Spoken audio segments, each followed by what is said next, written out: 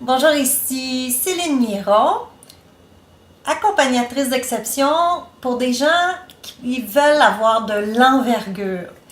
Ce que je fais de bien ces jours-ci, je réalise des capsules dans le but d'inspirer des femmes qui ont un talent, un don, une passion à créer leur entreprise pour accéder à plus de joie de vivre, un bonheur d'être et aussi encore de passer à un niveau supérieur et aussi prendre de l'envergure. Aujourd'hui, dans le cadre des capsules Celles qui osent, je suis accompagnée de Julie Robillard, photographe. Oui. Merci beaucoup d'avoir accepté l'invitation. C'est un plaisir. Ben, ça me fait plaisir aussi, Céline. Tu vois, on est rendu à plus de 50 capsules déjà. Mon objectif, c'est de se rendre à 100. Merveilleux. Et ça va de bon train. Julie, ça m'intéresse de savoir, toi, tu es photographe depuis plusieurs années. Ça va faire 30 ans l'année prochaine que je suis photographe. Wow! Puis l'entreprise va avoir 50 ans aussi. Donc ça fait plus de 30 ans que tu es à ton compte, presque 30 ans que tu es à ton compte. Pas à mon compte comme Non. tel, parce que moi j'ai racheté l'entreprise familiale en 2002. OK. Mais entrepreneur dans l'âme, j'ai eu 5 entreprises que j'ai démarrées, dont encore quelques-unes qui sont encore en vie. Oui? Oui, absolument. Puis la photographie, ben, c'est sûr que ça fait 30 ans. J'ai toujours travaillé pour les photographes. Moi, je faisais de la retouche. Je travaillais pour 500 photographes dans le temps, qui était une entreprise Retouche à tout, qui travaillait vraiment à faire tout ce qui est la retouche, les montages. En 94, ça a été vraiment un boom au niveau numérique. Oui. Puis j'ai formé beaucoup de photographes professionnels au Québec là, pour faire le changement de l'argentique au numérique, qui était quand même à ce moment-là une très grosse montagne. Fait que je travaillais pour justement toutes les retouches, les montages, les décès, aller retoucher, refaire, ajouter des gens, faire des mosaïques, tout ce qu'on peut parler au niveau montage, c'est ce que je faisais. On était en entreprise, j'avais quand même 4 employés, j'avais 3 chiffres. 2 jours, 2 soirs, un peu de nuit, puis des fois je pouvais faire les 3 chiffres aussi. Là, fait que j'essaie de ne pas les faire un après l'autre. Mais c'est arrivé à quelques reprises de les avoir fait. Sûrement. Mais c'est bien, oui. Puis en 2002, j'ai racheté l'entreprise familiale. Et là, c'était quoi l'élément déclencheur? Qu'est-ce que fait te dit là, je saute puis je deviens... Photographe? Oui. Ben, je deviens entrepreneur. Je rachète mon père, je pense que c'est ça, hein? Ma mère. Ta mère? C'est ma mère. C'était ta mère. Ouais. Okay. C'est mon père qui a fondé l'entreprise. Puis ma mère, à la séparation, c'est elle qui a hérité de ses enfants et aussi du commerce comme tel, qui a tout repris vraiment le flambeau. Qu'elle a fait avec une main de maître, parce que dans les années 80, c'était les années qui étaient hyper difficiles économiquement. Puis d'être monoparentale avec des enfants, puis de tout relever le défi, elle l'a fait avec brio. Puis si je regarde au niveau entrepreneuriat, je l'ai depuis ma tendre enfance comme telle, parce que j'ai toujours été la fille qui avait des projets qui mettaient à l'action. Tu sais, je faisais pas juste parler. C'est la Souvent, différence. on avait, oui, absolument. Quand on veut quelque chose, c'est très, très, très important de le mettre à l'action, puis de se mettre des buts. C'est pas juste d'avoir l'idée, puis de dire, bon, je le fais. C'est sûr qu'il faut avoir une structure, puis il faut avoir un plan. Puis ça, je pense que je l'ai toujours fait. Tu sais, je me faisais tout le temps des petits objectifs pour arriver à mes fins. Puis c'est sûr, quand que la photographie, mon Dieu, c'était tellement trop mon idée d'être photographe dans la vie, moi. Moi, je voulais être professeur d'art plastique ou policier. Fait que mon père était policier, puis quand j'étais jeune, c'était ce qui me fascinait. Moi, les enquêtes, j'adore. Je suis une vraie blette. Je suis une observatrice, par mon métier aussi en même temps. Oui. Mais j'adore pouvoir essayer de comprendre, puis essayer de voir, puis découvrir. Fait que le côté judiciaire, ben, c'était quelque chose qui m'intéressait beaucoup dans le temps.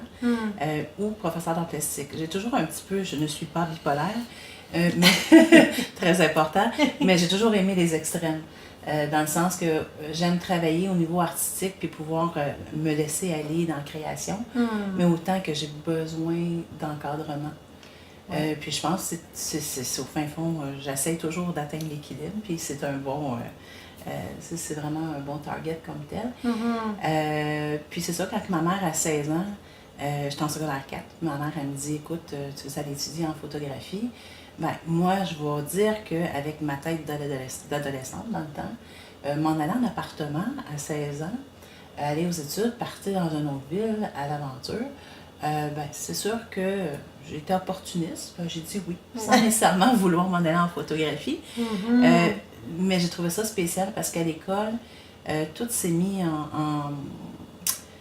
en perspective différemment parce que j'étais première de classe, sans nécessairement forcer, mais c'était que j'ai tellement appliqué depuis que j'étais jeune avec mon père en chambre noire, tout ce qu'il faisait. Mais à l'école, quand il l'expliquait, je trouvais ça juste logique. T'étais tombée dedans Fait que quand je t'étais tombais petite. dedans, vraiment, là, tu sais. Puis j'avais un professeur qui, du moins dans le temps, je croyais qu'il m'aimait pas. Puis, tous mes examens, il y en avait beaucoup qui copiaient du coin de mon bureau, tu sais. Puis, tout le monde avait des belles notes, puis moi, j'avais pas des notes vraiment extraordinaires. Puis, ça a fait juste en sorte que, quand ma mère, elle m'a dit, on a des gros contrats, j'ai besoin de toi en chambre noire, est-ce que tu peux venir travailler? Ben, j'ai lâché l'école. Je me suis dit, bon, j'ai pas besoin de diplôme, fait que je m'en retourne à la maison. Puis, Wow. durant l'été, ce professeur-là, que je croyais qu'il m'aimait pas et qui était sur mon dos, mais il m'a essayé de me convaincre de revenir parce qu'il me disait, écoute Julie, je voyais le potentiel que tu avais, puis je voulais juste que tu l'aies pas facile parce que ça n'aurait pas donné la même dynamique. Fait que, puis là, il voulait que je revienne. Fait que j'ai comme compris, j'ai trouvé ça fin, mais d'une certaine façon, à ce moment-là, ben, ça a juste fait en sorte que j'ai pas continué. Là. De toute façon, j'étais déjà dans le cadre d'action. Ouais. Puis je trouve ça le fun de le mentionner parce que j'ai eu mon diplôme de photographie il y a à peine 2 ans. Ah, bravo! J'ai fait... Julie, dans ce parcours-là, Ouais. est-ce que tu as été habité par des peurs, des doutes, des inquiétudes? Puis, c'est quoi, toi, ton truc, si tu en as eu? Quoi ton truc pour gérer ça? Le plus beau message que je peux passer, puis je pense que je vis mes choses intensément, là, tout mon parcours, j'ai eu 5 entreprises que j'ai fondées, que j'ai travaillé fort. Puis, comme ma mère elle me dit tout le temps, j'ai toujours eu ma tarte aux fraises. Dans le sens que pendant 10 ans de temps, ben, j'ai récolté quand même 3 fois photographe de l'année au Québec. J'étais 7 fois en nomination comme photographe de l'année au Canada. J'ai performé aux États-Unis. Il y a une chaîne qui est arrivée, puis mon Dieu, tout ce que... J'avais une phrase, un leitmotiv que je disais souvent, tout ce que j'entreprends, je réussis. Mais je disais le contraire, tout ce que j'ai réussi, je l'entreprends. À un moment donné, parce que ça me dépassait. Tout était facile. Oui. Wow, quelle belle phrase! Oui. Puis, je trouvais ça le fun, puis c'était facile. Puis la vie, mon Dieu, tu as des projets, fais-les. Puis mon Dieu, il n'y a pas de limite, là. Jusqu'à temps que je réalise un des plus grands de mes rêves, qui était la plus grande déchéance de ma vie, mais qui était le plus beau cadeau personnel qui est arrivé. Avec du recul, évidemment. Parce que quand on est dans la tempête, mon Dieu, tu sais, on le voit moins. L'image, je vais la dire, l'image, parce que ça ne me dérange pas de la partager, mais l'image, quand tu es dans le ton plus profond, tu te sens comme un morceau de viande sur le bord de l'autoroute avec les corneilles qui viennent te piquer dessus. Ça, c'est assez fort comme image. Mais en même temps, j'avais parti à un centre. C'était un centre d'art qu'il y avait à Granby. C'était un endroit, le titre, c'était Granby Central. Puis le slogan, c'était l'endroit où les arts se rencontrent.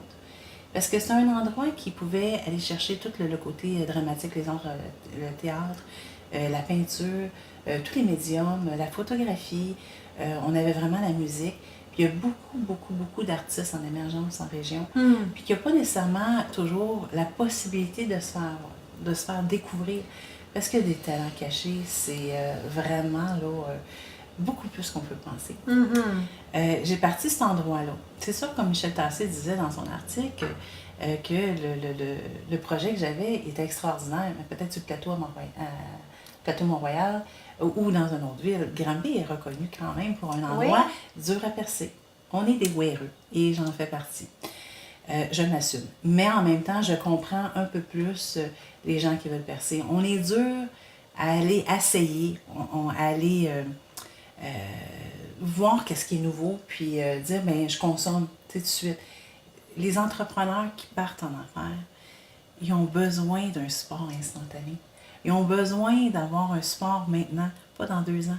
Parce que quand ça fait 2 ans, mais le projet, soit qu'il bat de l'aile, ou soit que la personne, sa santé est détériorée. Oui. Puis moi, je peux le dire, pour ceux qui me connaissent, j'ai quand même perdu ma santé là-bas. J'ai travaillé fort jour et nuit. C'est sûr que j'avais 3 employés au début. Tranquillement, pas vite, il a fallu que je me départisse des employés à contre-cœur.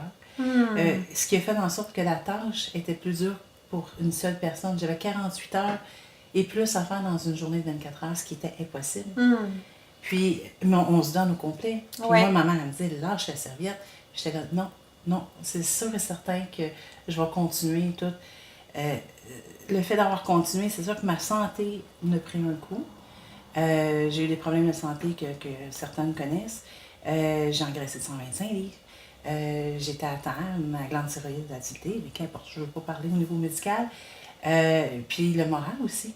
Parce que quand tu mets tout dans le même panier, j'ai réussi à m'en sauver parce que j'ai retravaillé par la suite, malgré l'incapacité que j'avais.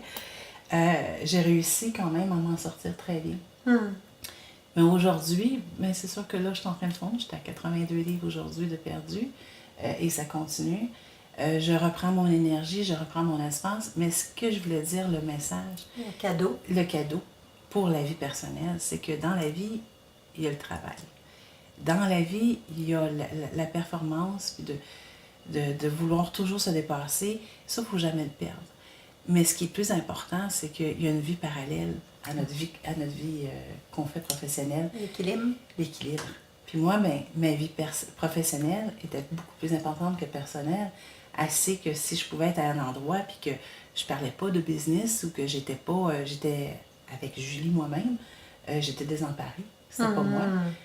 Travailler 90 heures semaine, c'était comme courant. Maintenant, le fait d'avoir arrêté de travailler, ça fait en sorte que j'ai un enfant qui a 25 ans et qui s'en va sur 26. Elle est revenue à la maison parce qu'elle est aux études. Puis je la regarde, puis je me dis, bon, j'ai manqué un petit bout, fait que là, je vais faire son sevrage. Elle revient à la maison. Mais je réalise que c'est important. Tu sais, elle a toujours été avec moi dans mon travail, dans les 30 dernières années, mais est-ce que c'était du temps de qualité? Où j'ai donné mon maximum. Puis je regrette rien. Puis je regrette rien du parcours que j'ai fait. La seule unique affaire aujourd'hui que je m'aperçois, c'est que des fois, il faut se respecter puis apprendre à juste prendre du temps pour soi. Puis si on travaille pas, on fait quelque chose. Puis ça fait en sorte que je reviens en forme. Ma tête est toujours en ébullition. Fait que oui, j'ai encore des projets. Sauf que mes projets, mais je veux les faire un peu plus... à long terme, tranquillement aussi. Fait que l'entrepreneuriat, c'est pas juste c'est un état d'être. C'est un état d'être entrepreneur. Puis le reste, quand on apprend dans la vie professionnelle, ça nous apporte beaucoup au niveau personnel. Vraiment, oui. Vraiment. Moi, je m'intéresse à l'intuition. Oui. C'est quoi la place que l'intuition prend dans ton entreprise? Je te dirais que je suis une personne qui est privilégiée, dans le sens que, et j'en ai toute une gratitude, et j'ai toujours trouvé ça spécial parce que même au niveau numérique, si je me rappelle en 94, moi je faisais la retouche au pinceau au 3-0, c'était les 3 petits poils, puis j'étais au microscope, je faisais la retouche, j'avais des torticolis. Puis il y a un cours qui a passé vraiment presque inaperçu. Je me suis inscrite, puis c'était en informatique. J'ai complètement... tu sais, quand on dit qu'on tombe en amour, puis que tu sais, c'est vraiment, là, il n'y a plus de raison, là, tu sais, tout prend son sens, une passion, là, mais tout vraiment change, la perspective change. Bien, je me suis inscrite à ce cours-là. Puis dans le temps, j'avais un duplex. J'ai vendu mon duplex. J'ai tout investi. J'ai investi à peu près 175 000 en informatique en 1994. Si on se rappelle bien, dans ce temps-là, un ordinateur était 10 000 $. Un petit ordinateur qu'on avait à 500-600 aujourd'hui. Ouais. Et moins, même. Ouais. Les disquettes, toutes. J'ai vraiment tout investi. Même, c'était tellement drôle que j'avais acheté une imprimante photo. J'étais la première au Québec à l'avoir. C'était Fujifilm qui l'avait fait. Puis, mon Dieu, j'avais fait même mon chèque, c'était 32 000, je pense, l'imprimante à ce moment-là. Puis, après ça, ben, c'est sûr que le fait de travailler et d'avoir investi, ben, la compagnie Fuji, je les ai représentés à quelques reprises dans des shows. Je me promenais à travers le Canada. Ça a fait en sorte qu'ils vendaient la machine peut-être 7-8 000 de moins que moi j'avais vendu, il m'en restait plus à payer. Mais ça, l'histoire dit que je me suis arrangée pour qu'ils me donnent un petit peu de consommable sur mes imprimantes. Puis ça a donné en sorte que j'ai été découvert au niveau des conférences. J'ai fait des conférences autant dans l'Ouest canadien que dans l'Est du Canada. Fait que ça, c'était une intuition, Oui, c'est une intuition. C'est parti de là, c'est que quand il y a une porte qui s'ouvre ou quelqu'un arrive puis il me dit, encore une fois, il faut le doser puis il faut avoir l'intuition. Mais je suis contente parce que mon intuition a fait en sorte que je l'ai écouté. Puis ce que ça m'a apporté justement, c'est que j'ai pu rayonner, pas nécessairement juste en région, mais surtout à l'extérieur. Puis voyager, puis découvrir du monde, des confrères, des concerts en photo. Fait que quelqu'un arrivait et venait me voir, mais j'ai un projet. Moi, ça me parlait beaucoup. J'aime ça. Je suis une fille de projet. Je suis une fille qui aime ça. Mais j'aime travailler avec des gens qui vont avoir le même leitmotiv. Oui. Tu sais, il faut avancer parce que tout est possible. Je vais juste partager quelque chose qui est encore une leçon de vie pour moi. J'ai eu un conjoint qui est resté à Toronto. Puis il est anglophone, moi je parlais pas anglais dans ce moment-là. Il disait tout le temps, je vais faire une Julie Churchill de toi, tu sais. Photographer, je l'ai dit au moins 2000 fois avant que je réussisse à le dire comme faut. Puis je savais que ma vie, elle se ferait pas nécessairement avec cet homme-là. Il était loin, on n'était pas dans. On avait des valeurs communes, mais on n'était pas sur la même onde. Mais dans la même province non plus, tu sais. Mais j'embarquais dans ses propos. Je vivais ça a été un très beau moment de ma vie. Puis cet homme-là, c'était un conférencier en sales et marketing. Puis vraiment, là, c'était un personnage. Moi, il me disait, tu sais, crois pas tout ce que je te dis. Je dis, non, laisse-moi croire ce que moi je veux croire. C'est correct, tu sais. Puis à un moment donné, on voyageait à travers le Québec pour s'acheter un Winnebago. Parce que lui était conférencier, puis là, on se disait, moi, je vais faire des photos dans les congrès aux États-Unis, je vais me promener, puis lui, il fera ses conférences, puis on va vivre comme ça, puis je vais avoir quelqu'un qui va travailler au Québec, je vais envoyer mon matériel. Tu sais, vraiment, des idées un petit peu farfelues que même moi, je disais, j'embarque, mais en même temps, je le croyais plus ou moins. Puis sur l'autoroute, à un moment donné, on était accueillis, puis on était sur le bord de signer là, pour le Winnebago quasiment, là, tu sais. Je trouvais ça spécial, puis là, j'ai dit, mais voyons, Jean, j'ai dit, Jonathan, j'ai dit, c'est sûr et certain que on ne fera pas notre vie ensemble, puis pourquoi qu'on investit? Ben, il a arrêté sur le bord de l'autoroute. Ne faites pas ça parce qu'on n'a pas le droit. Et puis même, il m'a dit, t'as pas compris. Il dit, dans la vie, là, tu sais, il n'y a rien de pire que quelqu'un qui arrive et qui met un bâton dans les roues. Ce que ça fait en sorte, ça vient faire perdre ta motivation. Ça vient le momentum, ça vient faire en sorte que ce que tu veux arriver, ce que tu veux avoir, mais tu viens de mettre un stop dans l'équation. Tandis que il n'y a rien qui est impossible. C'est vrai, ça, qu'il n'y a rien qui est impossible. Je l'ai prouvé à plusieurs reprises. Ouais. Mais c'est quand on met une énergie qui fait en sorte qu'on a un doute. On dit tout le temps, il ne faut pas flirter avec le doute.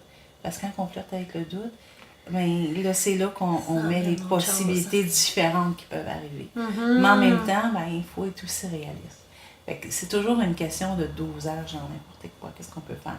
Mais l'intuition, absolument, il faut se fier, puis il faut faire confiance, puis absolument. Alors, cette fois-là, c'est que ta petite voix disait non, on y va pas, on n'embarque pas dans le Winnebago. C'était ça, probablement. Oui, c'est ça. Je trouvais que c'était comme quelque chose de réaliste. C'est même moi qui me convainquais à l'intérieur. Parce qu'en effet, qu'avec cet homme-là, oui, tu sais, on aurait pu faire vraiment des voyages aux États-Unis, puis se promener, puis faire cette vie-là. J'ai juste changé le cours de ma vie en mettant le doute.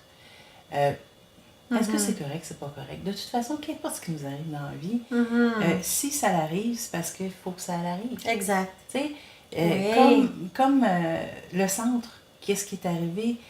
Oui, j'ai une cicatrice, puis tu sais, elle est apparente, ma cicatrice sur moi, mais en même temps, j'en veux plus à tout le monde. Je le comprends. Puis comme je dis, à partir de ce qui nous arrive, il faut juste le voir d'une autre façon. Moi, c'est un cadeau qui a été fait dans ma vie personnelle. Puis, tu sais, je m'étais dit qu'après telle date, après mon opération que j'ai eue cet été, que le restant de ma vie, mais j'étais pour équilibrer différemment. Puis je pense que ça a été donné juste comme c'était un point dans mon timeline de vie. Oui. Oui, mais je regrette rien, parce que je comprends maintenant, tu sais, autant dans le mentorat que les gens que je peux fréquenter, je comprends que c'est pas toujours facile. Je comprends que ça peut être hyper facile. Je comprends aussi les deux. Les deux. Mm-hmm. Comment toujours une question de perception. C'est toujours une façon. Le matin, tu te lèves, tu peux être bougonneux, puis je suis très capable de le faire aussi. Mais des fois, quelqu'un va te faire un sourire, va changer, puis là, oups! Ou un petit projet ou quoi que ce soit, ça change toute la tangente. Oui, la dynamique. Julie, si tu regardes en arrière ton parcours, de quoi es-tu le plus fière? Je suis fière de plein de choses. Ce que je suis fière le plus, peut-être, c'est de me faire confiance. Quand justement j'ai quelque chose, ça veut pas dire que je suis pas nerveuse, ça veut pas dire que j'ai pas de stress, d'anxiété ou quoi que ce soit, mais c'est de me laisser la chance, puis de me faire confiance, puis de me dire un peu ma petite voix, comme dans le temps, quand que tout roulait parfaitement, puis que je ne voyais même pas les accros dans le tapis, les embûches, je le ressens, je le revois, puis je me fais confiance. Puis le partage avec les gens. Puis tu sais, aujourd'hui, on est dans un monde qui est hyper technologique, qui est hyper individualiste. Oui, il y a gros des gens qui vont chercher le jus de quelqu'un, mais c'est pas tout le monde. Tu sais, il y en a que c'est intéressant, c'est le fun, puis ça fait en sorte que quand on parle aux gens, on se parle. Tu sais, l'entrevue qu'on fait là tu sais, je veux dire, je trouve ça agréable, je trouve ça le fun, parce que ça nous ramène. On oublie souvent des fois un petit peu le parcours qu'on fait. Ouais. Moi, je peux te dire qu'en ta présence, je le sens. Tu sais, je sens ton assurance.